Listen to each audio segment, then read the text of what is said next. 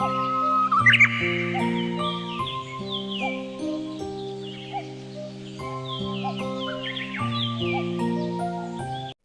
হতভাগী, তুই এখন আমার বাড়ি থেকে বের হয়ে যাবি।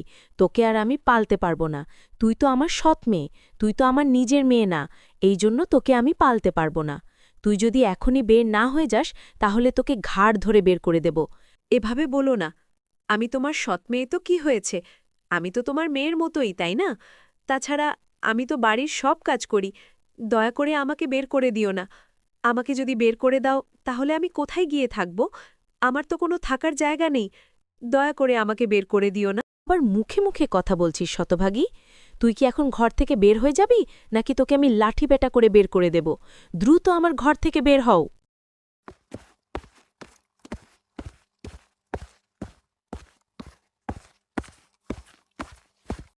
আজ আমার বাবা নেই বলে আমার সৎ মা আমাকে ঘর থেকে বের করে দিল। এখন আমি কোথায় যাব? কি করব? যেদিকে দুই চোখ যাবে সেদিকেই চলে যাব। মরে গেলেই বা কি? এখন তো আর আমার কেউ নেই। যাই, চলে যাই। আর কোনোদিনও এই গ্রামে ফিরে আসব না।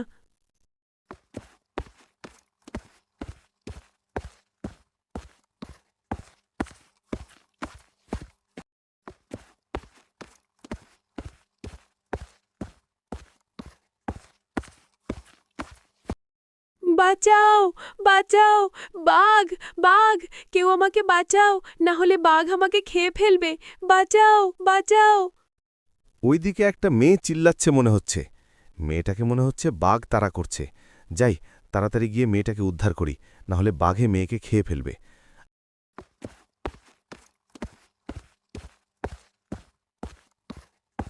আচ্ছা, আপনার নাম কি? আর আপনি এই জঙ্গলে একা একা কি করছেন? আপনার বাসাই বা কোথায়? এই জঙ্গল তো নিরাপদ না। এই জঙ্গলে দিন দুপুরে ভাগ ঘোরাফেরা করে। এই জঙ্গল ভালো না। অনেক মানুষ এই বাঘের হাতে মারা গেছে। আচ্ছা, ওইসব কথা ছাড়েন। এখন বলেন, আপনার বাসা কোথায় আর আপনার নাম কি?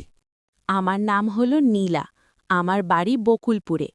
আমার বাবা মা বলতে কেউ নেই, শুধু আছে একটা সৎ বোন আর একটা সৎ মাও। তারা আমাকে খুব অত্যাচার করে এবং খুব মারে। বাড়ির সকল কাজ আমাকে দিয়ে করায়। আজকে আমাকে মেরে বাড়ি থেকে বের করে দিয়েছে। সেজন্য আমি জঙ্গলে জঙ্গলে ঘুরছি। হ্যাঁ, বুঝলাম। তোমার কথা শুনে আমার মনে হচ্ছে তোমার মনে অনেক যন্ত্রণা, দুঃখ। তাও এইভাবে জঙ্গলে ঘোরাগাড়ি করলে বাঘ এসে তোমাকে খেয়ে নেবে। আমি বলছি যে তুমি যতদিন ইচ্ছা আমার এখানে থাকতে পারো। আমার কোনো আপত্তি নেই। যদি কোনো আপত্তি থাকে তাহলে আমি তোমাকে বিয়ে করতে চাই। তোমার মত কি? আমার কোনো আপত্তি নেই, আমি রাজি। তারপর অনেক দিন কেটে যায়।